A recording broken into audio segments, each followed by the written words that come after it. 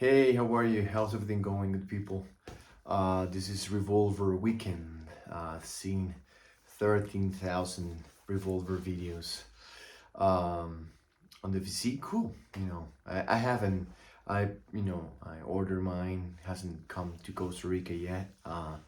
It's a long way uh, to my house, so I have to wait for that one. But I streamed it. Which is the best I can do now. So that's bad.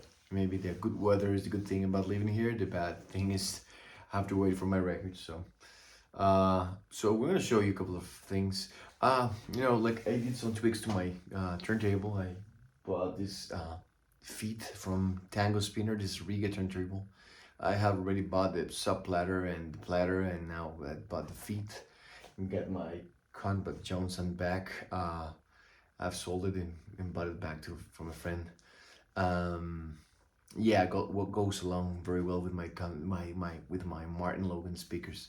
So this is sounding really good for me. Well, at least like for my opinion, right? So I'm gonna show you some records I recently got. Talk about them.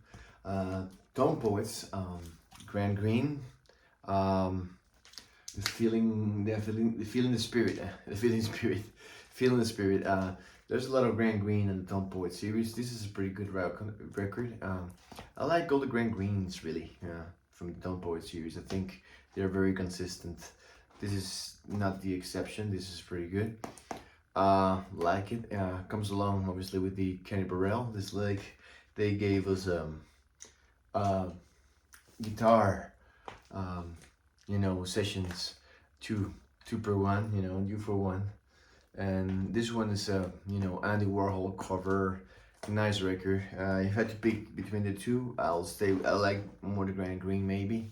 I'm more of a Grand Green guy in the end. Well, I like Midnight Blue a lot. It was one of my favorite records, right? But in the end, I think more of a Grand Green guy in myself. Yeah, for the Tone Poet series, there's coming two more releases, next month.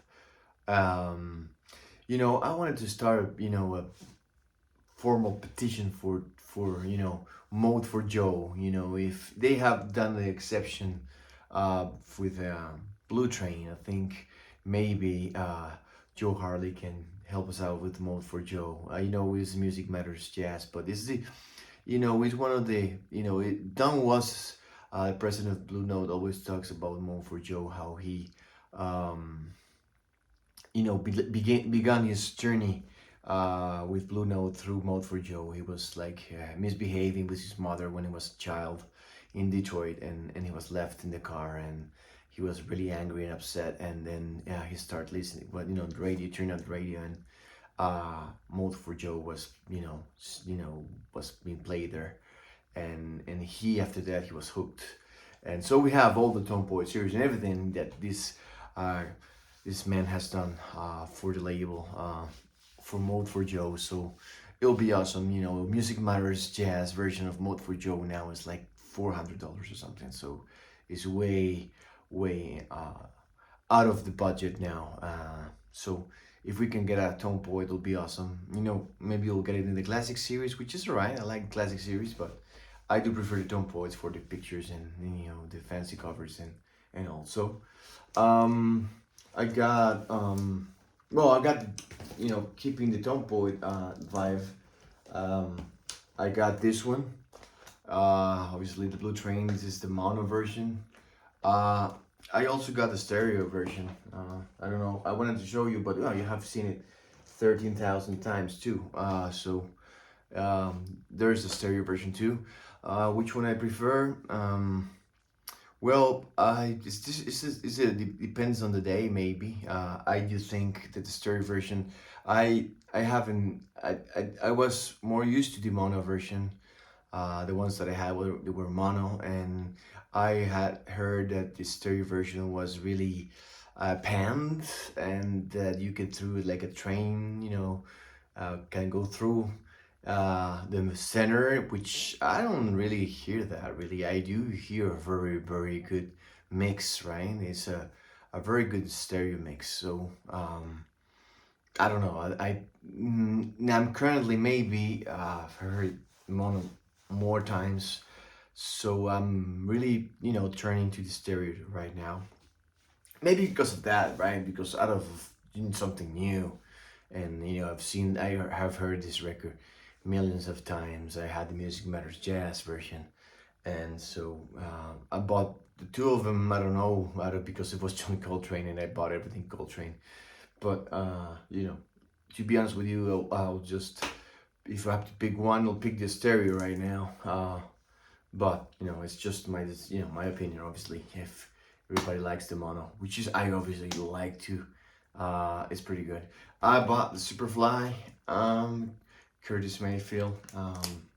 This is the 50th anniversary. It's like pretty much the same sense of the Marvin Gaye 50th anniversary. He's like a Kevin Gray master too.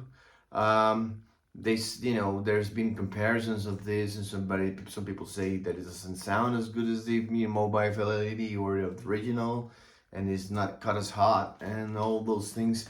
But in the end, it's pretty cheap. It's a double album. Comes with a table mat, which I will not use, but it's fun. It's the little details, and it's pretty good. I think it's a pretty good sounding album. Nothing again, nothing to complain about for the price.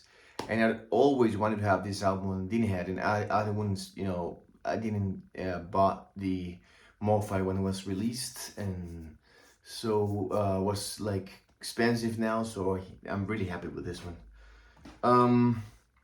What else I got from the jazz standpoint? I kind of got this. What about this? Have you seen this really? I don't know. Pretty fun. Pretty nice. Bill Evans is maybe along with Monk my favorite piano player of all time. Maybe Horace Parlan is up there too. I love Horace too. But this is just wonder. It's a beauty. It's a thing of beauty. Expensive, yes. Difficult, to get in good condition. Yes, there's a lot of people, have complained about quality and replacements and things, and I understand them. But these records are just fantastic. This, I will not show you everything, but my favorites, obviously. What can I say about this? Everybody digs. Fantastic album. Just I think the Sound piece obviously you have heard that. Lucky to Be Me obviously is another awesome track from this. I think this is just spiritual. I feel the connection with the music is just one of my favorites. I think in my funeral I'll love to play this. I don't know, I'll have to talk to my wife and ask her for this, because she'll be definitely alive. She will outlive me, believe me. So one of my favorites, one of my favorite jazz albums of all time. I just don't. Well, obviously you have seen this thousands of times. I've seen a lot of comparisons with this and the MoFi version, and everybody is like concluding that this version is more of a balanced mix. It's the same mix, right? It's like a mastering of this is makes it sound like more of a trio thing and not more of like a solo piano by Bill Evans. One of my favorite albums. Autumn Leaves, Come Rain, Come Shine, and the beautiful Blue and Green. What else can I say? If it's an album for the ages, really. Wonderful. I'm not gonna show all of them because I've seen videos there that you can listen. Obviously, these two are my favorite. Maybe you can say, well, but these two are, the La Faro, Farewell. It's just something else. The sound, the ambience, the playing, is just out of this world. Out of this world. It's just what else can I say? I'm really happy with this. I think it's a very. I give give it some thought about buying it. But in the end, I decided to. I had OJCs, which sound good. I think if you don't want to buy this, you can get the OJCs and sound good. Make sure to get the fantasy OJCs and not the Concord OJCs. I think the fantasy sound better. I have both insertions, and I do, uh, agree with with the jazz bumps that the OJCs sound better. Yeah. So, got the Floyd remix. You've seen it, you heard it. Everybody thinks it's dirty. Sounds amazing, but everybody thinks it's dirty, and that the vinyl sucks.